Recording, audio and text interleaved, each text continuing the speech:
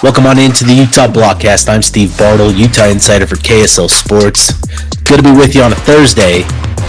An interesting Thursday because normally we do our live stream to preview the game, but there's going to be a Utah men's basketball game tonight against Cal Poly at the John M. Huntsman Center. The sixth and final game of their six-game homestand to start the season.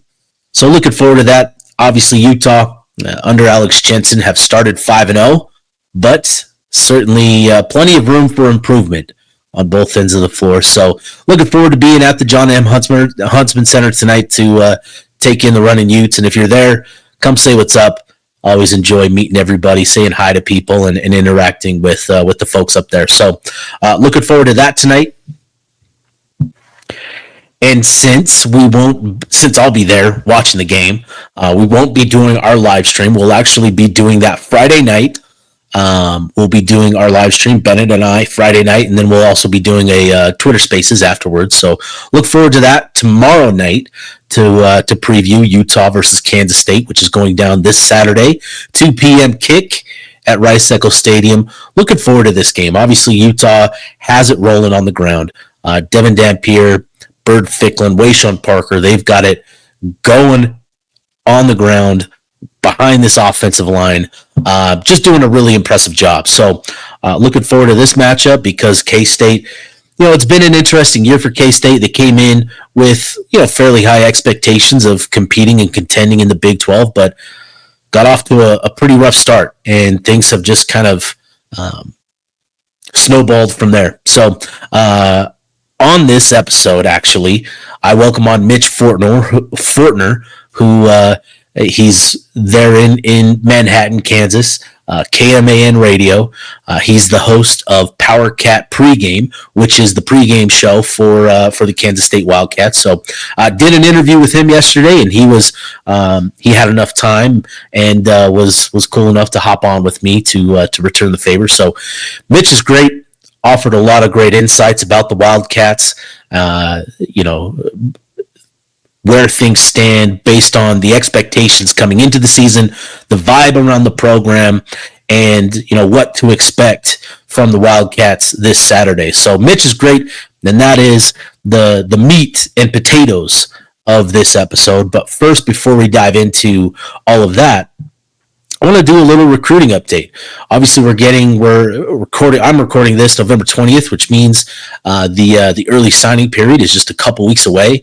So this is we're getting to that silly season on the recruiting trail, and this weekend Utah is actually going to be welcoming a pretty good group of visitors, both officially and unofficially, and I'll have that list for you guys as well. But yesterday, 24/7 Sports updated their top 247 rating, top 247 ranking. I used to work for 24/7 Sports. I don't know why I say 247. I hate it when people would say that, but now I catch myself saying it all the time, and I hate it. Anyways, positive updates for a number of Utah guys. Headlined by Kelvin Obot, Mataalii Benjamin, Jaron Kennan Pula, all 4-star prospects now. So let's take a look at their recruiting profile right now. I want to pull this up here. All right. Kelvin Obot's recruiting profile at 24/7 Sports. You see he now rated a 97, 4-star prospect, ranks number 34 overall in the nation, the number 6 offensive tackle in the country. His composite, which incorporates both Rivals and ESPN rankings. He has a 5-star composite ranking and is actually the highest rated prospect that Utah has landed in program history. He has supplanted Clark Phillips as the top rated prospect in Utah's history. So really impressive stuff there. Kelvin Obot ranking number 27 in the country, number 4 at offensive tackle in the composite as well. So really impressive stuff. And, this isn't just, I think, questions about Obot and his game. I think were fair prior to this season, but after watching his senior film, I have to say, um, he's legitimately good. I remember watching Spencer Fano and Caleb Lomu back in 2023 when they went to camps and they did the UA circuit. I went to a couple Under Armour camps and got to watch Spencer Fano operate quite a bit. He was the most technically sound lineman that I've ever watched. I've been fortunate enough to get out to a number of camps to see a lot of good linemen that have ended up at Utah, that have ended up at USC, Oregon. Jackson Powers Johnson was arguably the most physically imposing lineman that I've ever watched up close. He was just on another level. But with Obot, what's interesting watching his film, you see how explosive he is, you see how powerful he is, but he's done a lot. You go back to his junior film and you compare it to how he looks as a senior. He's made a lot of progress in terms of his fundamentals, his technique, and I think that is a credit to Jordan Gross, his head coach there at Fruitland High School in Idaho, and Obot, Kelvin has done a lot of good work to really improve and make the sort of leap that he needed to validate this ranking. So he's coming in, I think, very well prepared to take over a starting job and follow in the footsteps of a Spencer Fano, somebody that can come in early and play right away as a true freshman and maintain a really good level of play even in his first year with the program. So I think Obot is a player that I think will make an instant impact at Utah, and go ahead, watch his film. It's really impressive stuff. Again, his mobility, his athleticism, his power, but he's done a really fantastic job of improving his technique, his fundamentals. Still a lot of work to do, as he comes to the next level, but I think the best tape of the three, of Obot, Fano, and Lomu, I think Obot's tape is the best combination of all of those factors. I think Utah fans should be really excited about what Utah has in Kelvin Obot. Right now, the number 2 rated player in Utah's 2026 class, Mataalii Benjamin out of Lehigh. He got a huge bump. He was an 88 rated 3-star. He is now a 92 rated 4-star prospect. He's the number 21 offensive tackle in the country, number 197 overall, regardless of position, according to 24/7 Sports. He's now a composite 4-star, and really what I see in Mataalii is very similar to what I saw in Caleb Lomu. Big body, big frame, good athlete, good flexibility. There's a lot of really exciting qualities to work with here with Benjamin.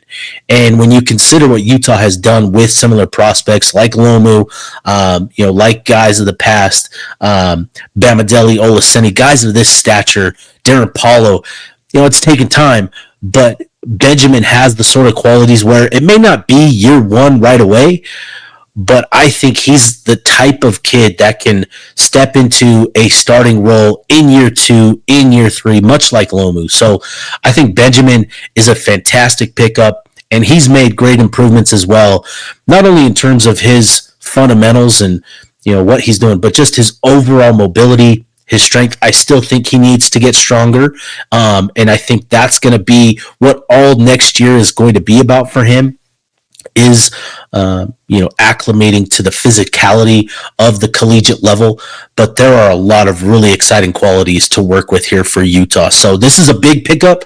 Benjamin has had a great senior season with Lehigh, or had a great season with Lehigh, and he is definitely worth that 4-star rating. So got a big bump, and I think he's going to be a key piece to Utah's offensive line, for the future of the offensive line. All right, next prospect, Jaron Pula, got a little bump. He went from a 90 rated 4-star to a 91 rated 4-star, and now checks in the top 247. He ranks 227 in the country. He's the number 30 overall receiver in the country. He's a composite 4-star as well. And Jaron, he's the type of receiver that Utah needs in that receiver room. So Micah Simon getting both Jaron and Kennan Pula committed and keeping their commitments throughout this whole process, I think, has been one of the most impressive jobs, on the recruiting trail for Utah this season. And so the other big update here is Kennan Pula. He got an update. Finally got his 4th star. I think something that many people wanted to see him get a long time ago, but he is now a 4-star prospect as well. The number 23 athlete in the 2026 class. Has the potential to play safety, and if you saw the viral clip over the weekend of his interception, you understand why that is. Just a tremendous play, and he's going to get some looks at wide receiver, but I wouldn't be surprised when it's all said and done that if he doesn't end up at safety on the defense side of the ball. But certainly a very talented pass catcher as well. So again, Utah's known that they're going to have to play a lot of defense to keep these guys locked in, and they've done so far and feel really good as we hit the home stretch. But this is when things really heat up, and keeping these guys locked in is going to be really important for Utah because these guys can come in next year and make a positive impact, in my opinion. So those were the positive updates for Utah. In the 24/7 Sports and their recruiting rankings, a lot of good stuff there for Utah. It helped their class ranking a little bit. And I think what we'll see in the next couple of months, 24/7 Sports, they typically do, they break it up into sections, the top 247, and then the rest of the class. I think we'll see some other guys, throughout the rest of Utah's class get some reevaluations, get some bumps, if you will, and I think we'll really see this class round out. So that's what I've got there. Now, in terms of what Utah's doing, welcoming in visitors this weekend, it's a pretty impressive group of visitors, both officially and unofficially. Here is the list of visitors for Utah this weekend. Like I said, an impressive group of official visits and unofficial visits. Utah bringing in Mataalii Benjamin for his official. PJ Takitaki, also of Lehigh, edge rusher. Also just got a little rating bump up to an 89 rated 3-star. I think Utah's looking really good for Takitaki. So we'll see what happens there. And then a couple of other guys, Kirtland Vakalahi, a JUCO defensive end who's had a really productive year at that level. I think Utah's in a good spot with him. Nathaniel Salmon, he is the tight end that had an opportunity with the Los Angeles Chargers through the International Pathway Program in the NFL. He's taken a number of visits, and with this being his last visit, you got to feel good about Utah's potential to land him, especially given what they did with Caleb Lohner and what sort of message that can send to Salmon, who's sort of in the same sort of boat as Lohner, kind of learning the game for the first time. I think that could be really interesting as well. And then Tayson Reed, a JUCO linebacker out of Snow College, he's had a fantastic season, really dynamic at that spot. He is related to the Reed and Fano family. He is part of that family tree. So there is that to consider. And then Utah's bringing in a couple of mystery visitors as well. But then you look at the unofficial visitors. Kelvin Obot, LeGarry Mitchell, Bear Fisher, 3 commits in this class, going to be up there visiting unofficially with Utah. And then you see some of the future prospects coming in. Gage Weddle, going to be at Utah yet again. Titan DeJong going to be up there. Calvin Moala, an offensive lineman out of Southern Cal. Ian Alioso out of Timpview. Kingston Parks, Money Parks' younger brother. And then Dennis Tuaone, a wide receiver out of Timpview as well, a 4-star prospect there. So more expected to come. I wouldn't be surprised to see a few more in-state prospects added to that list. But that's a good list of visitors to welcome in to Rice-Eccles Stadium this weekend against Kansas State. I think Utah has a really good shot to add a couple of commitments here and really help their class. What's going to be interesting, though, is getting into the early signing period. I don't anticipate a lot of major fireworks, but Utah's always good for a surprise or two. So I wouldn't rule it out by any means. But I think what is interesting when you look at the makeup of the roster going into 2026, this is a young core. There's a lot of young players on this roster. I think that's going to impact, Utah and how they sort of build this team out going into next year. I think the transfer portal is going to be a bigger priority than trying to add other high school prospects to the mix.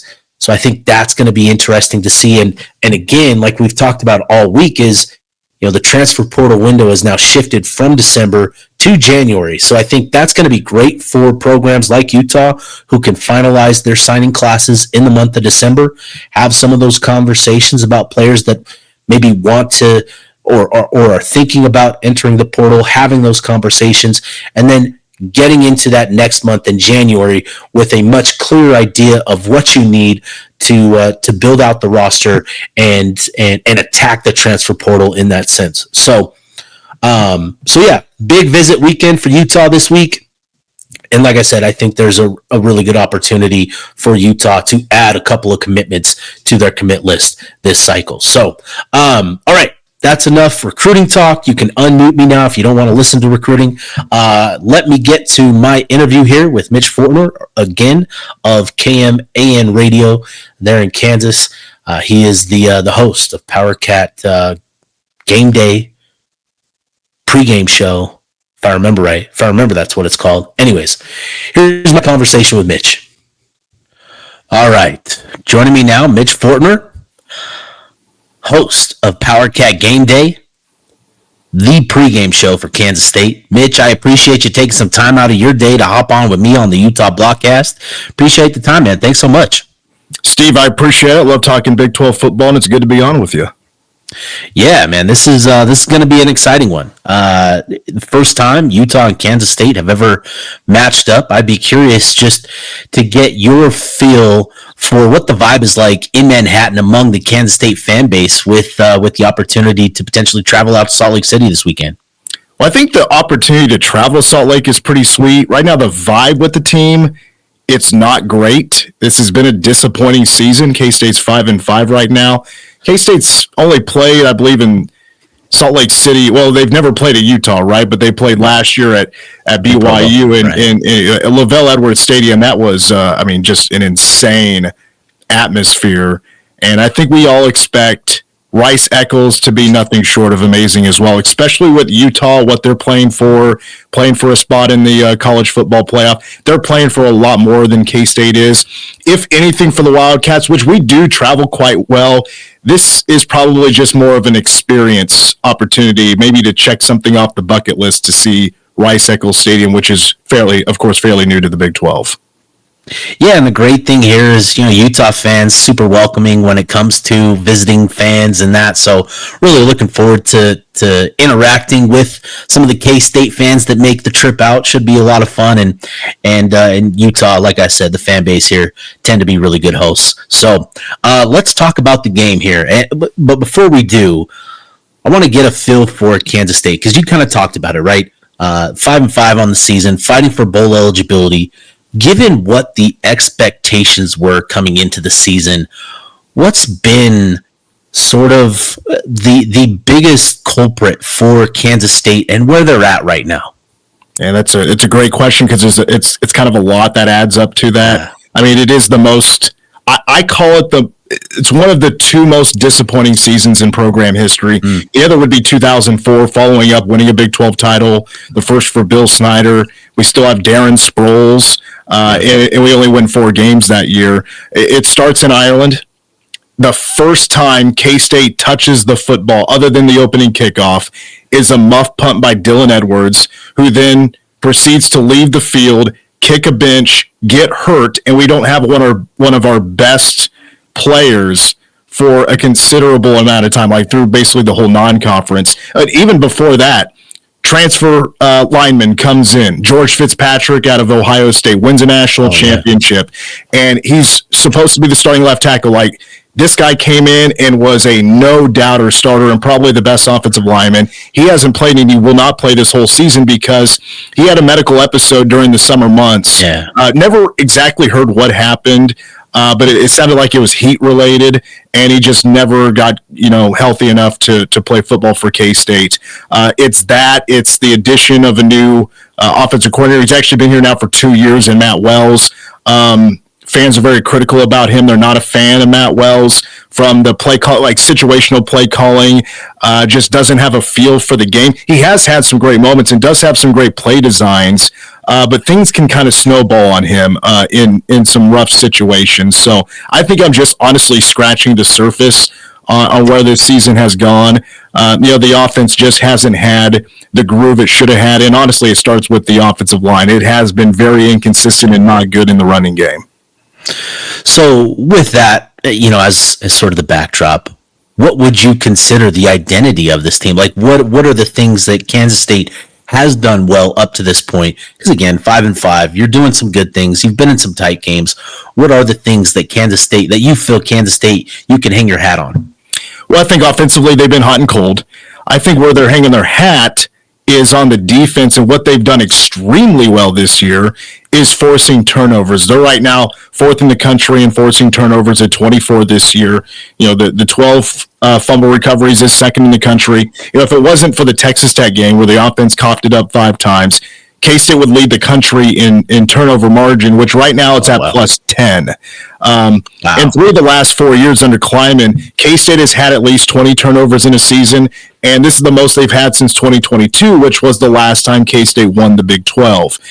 Forcing turnovers has been phenomenal for K-State. The defensive line has been off and on, good. They've never really been bad, but I don't know if you've heard, but about 2 or 3 weeks ago, K-State lost its best pass rusher in Tobio Sinsami. K-State's still doing a pretty solid job at pass rushing, and I thought that was the number one thing that K-State would be really good at heading into this year. That has actually come fairly true. They're doing a good job of getting in the backfield. They've been okay against the run. At times they've been gashed. That's been kind of off and on, but getting after the quarterback, that could be something, even though K-State doesn't have their best pass rusher. 2 strip sacks last week against Oklahoma State. So I know Joe Klanderman, who's K-State's defensive coordinator, is not going to be afraid to bring the house and bring some pressure against Utah. That could be an interesting dynamic given Utah's own quarterback situation with Devin Dampier not being, 100%. It certainly limited some of his explosiveness and ability to evade pressure. So that will certainly be interesting to monitor once we get to Saturday. With Kansas State, Avery Johnson, many considered him one of the most talented quarterbacks over the last couple seasons. I had him. I did a little Big 12 preseason ranking of the quarterbacks. I think I had him 3rd or 4th, just kind of given, what we saw in year 1 as a starter and sort of expecting another leap. How would you assess what Avery Johnson has done so far this season? I think he's been really good. I really do. The issues with the offense are not his fault. He's not always the most accurate passer. But, against Oklahoma State, we just lost our best wide receiver for the rest of the season. Jace Brown is out. He's had 712 yards. He's our best receiver since Tyler Lockett, and that was, that's been over 10 years. That's a long time ago. Yeah, he's been in the NFL a while. Yes, he has. He's now with the Raiders. Raiders, yeah. But Avery's one of the fastest players on the team. He is deadly with his legs if he can get out in space. Just some of the opportunities for him to run the football haven't been the best when it comes to drawing them up or best opportunities, playing against the numbers,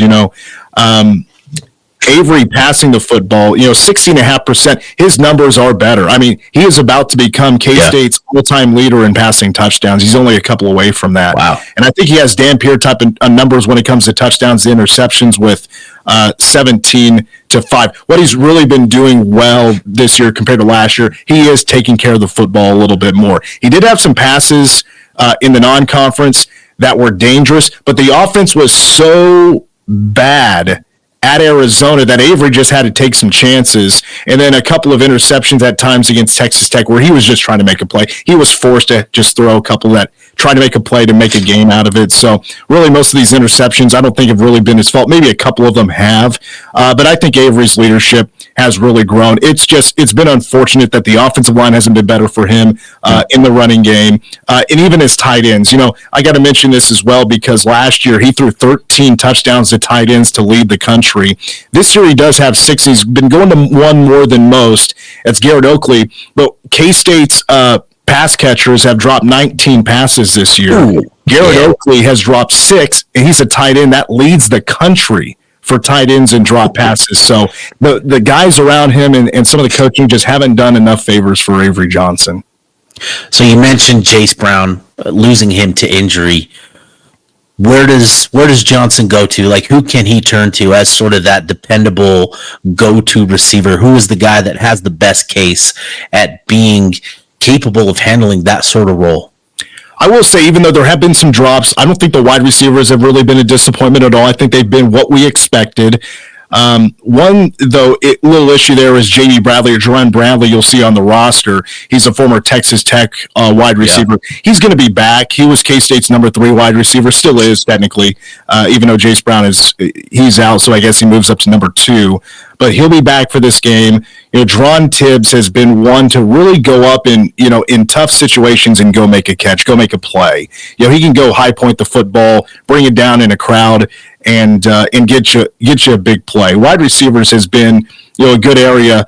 Now K-State does try to throw to the running back a little bit. Joe Jackson would mostly be that guy. The thing is, it's like the rotation at running back. It's kind of hard to tell who's going to be in on any particular play. That's been a real mixed bag with Matt Wells in particular lineups. Now I will say there's one player, in the tight ends, because Garrett Oakley's going to get a lot of targets. He's K-State's best tight end. He has 356 yards this year and 5 touchdowns. He's going to be a big-time target against Utah. One player that I talked about on my show this week, his name is Lincoln Cure. He's a 5-star that came in. He's a freshman, but he didn't do spring ball because he was setting new track and field records in the hurdles, and then he comes in the fall and gets hurt. So he barely practiced. So it's been a slow climb for him to get more of an opportunity. But I mean, he's a 5-star. I mean, I'm thinking at this point, just let the kid loose and let him go make you some plays. He's tall. He's super athletic. He's one of the fastest on the team. Like if you were in an emergency situation, you needed a quarterback, he could be your guy. If you needed a kick returner, he could be your guy. He's that good. So I want K-State to give him a shot today against Utah to go make some plays. Gotcha. Yeah, I think a lot of Utah fans were certainly aware of Lincoln Cure, just his 5-star, given the 5-star status, and a lot of Utah fans like to follow recruiting and were well aware of what he was as a recruit, and it's been surprising to not see the production, but given the context there, certainly understandable. Curious about Kansas State's run game. That was kind of the calling card, it seemed like, for Chris Kleiman, for a couple of seasons, was the run game and how dependable it was and how formidable it was. This year it's been a bit of a struggle, and you mentioned Dylan Edwards, getting injured and just being out for the season. How would you kind of assess what's going on with the run game? Yeah, not having Dylan Edwards really hurts because he could make up for. I mean, if you look up his numbers against UCF, he's still playing against the same or behind the same offensive line. Yeah, he made the offensive line look good. He really did. He's that electric. He can make anybody look good. But we've barely had him this year. So now the backup has been Joe Jackson. 476 yards this year. He's ran for a couple of touchdowns, just 4 yards per carry. If you look at the yards per carry numbers, it's not great. I mean, last year K-State set a new record at 6.2. Now it's 2 yards less than that. Joe has had a lot of bumps in the road. He's trying to become better. He just doesn't have, right now at least, he just doesn't have the talent to be the number one running back. But he is. He just has to be the number one running back. He runs hard. He's just not breaking tackles. His vision needs some work. His cutbacks are getting a lot better. The tools are getting a lot better, but there's still a lot of sharpening to be done. And then behind him, it's like I mentioned earlier, like I'm not quite sure who's going to play behind him because it's got a number of guys. Antonio Martin is just more of a, I'm just going to run straight at you, tackle me. Devon Rice is really quick. He's small. And then K-State has brought out a backup quarterback to try to run the football, and it's not fooling anybody anymore. They have like Avery Johnson as the running back. Well, obviously the ball's not going to go to Avery. It's just not going to be a running back and try to run a gap on you. That's not what's going to happen. So it's not fooling anybody. That's Blake Barnett, who would come in that backup role. So I think there's no doubt to me K-State's going to have to throw the football to go win this game. They got to go pick up some big chunks through the running game. Joe Jackson right now, his longest run this year, he's ran the ball 119 times. It's just 21 yards. He's not really, he hasn't been a big play guy for K-State. Gotcha. Well, before we transition to defense, I want to ask you something kind of unique. And Utah right now currently going through a bit of a 2 QB system with Devin Dampier and Bird Ficklin. And K-State, it wasn't too long ago, you were in a similar situation with Will Howard and Avery Johnson. What do you remember of that whole situation? And given what Will Howard was able to accomplish, what's sort of the feelings there about the decision, about Will Howard, about all of that? Well, I remember Will, he was real chill about everything. Like, he couldn't have been a better teammate. Avery comes in against Texas Tech. He runs for 5 touchdowns. And Will was having his struggles. I mean, that's absolutely a fact. People say Will Howard was forced out. Maybe in a way. But it was also a lot easier to make that decision when Ohio State couldn't wait to talk to the kid to come play quarterback. What happened for Will Howard is he simply just got a whole lot, he got a lot more talent around him. But for, a chunk of that time, Avery Johnson was playing better. I mean, that is just a fact. Will, though, I can't remember if it was against Houston or TCU, that season in 2023 that they were splitting possessions. They were going back and forth, and I wasn't exactly the biggest fan of that, but K-State's offense at that time needed a spark, and Avery was that spark. Will then got a lot better. His accuracy, his leadership was a lot better. And so seeing him leave, it just kind of saw it coming because Avery Johnson was one of the best recruits K-State had ever had in history. He was higher ranked than Will Howard. He's coming in as more of a pedigree, more talented. And honestly, I think you can argue actually that Avery Johnson, still to this day, is a more talented quarterback. Just doesn't have the Ohio State, type of talent around him that Will Howard had, to win the national championship. Gotcha. So I feel like, you're saying things, describing things, and you can literally cut and paste Devin Dampier or Bird Ficklin into, those two situations, and it would be, eerily similar. So going to be fascinating to see what happens with Utah and those two quarterbacks this offseason. But for now, those two will probably see playing time against Kansas State. So talking about that K-State defense, how do you feel the Wildcats, how effective do you feel like the Wildcats have been able to stop the run? Because that is obviously Utah's calling card this season is the run game. How confident, what sort of confidence level do you have in this defense to do that, to at least limit it? Well, my confidence is, I'm keeping an open mind, I guess, because they have done some great things. They've, like I mentioned earlier, they have forced 12 turnovers this year by getting the football out. But it's been hot and cold. I mean, K-State at times have been just absolute gashed, and sometimes they look really good stopping the run, but it's not consistent. Do not expect K-State to be consistently good against the run. I just don't think that's going to happen. And a big reason is because, as I mentioned earlier, K-State does now not have its best running back.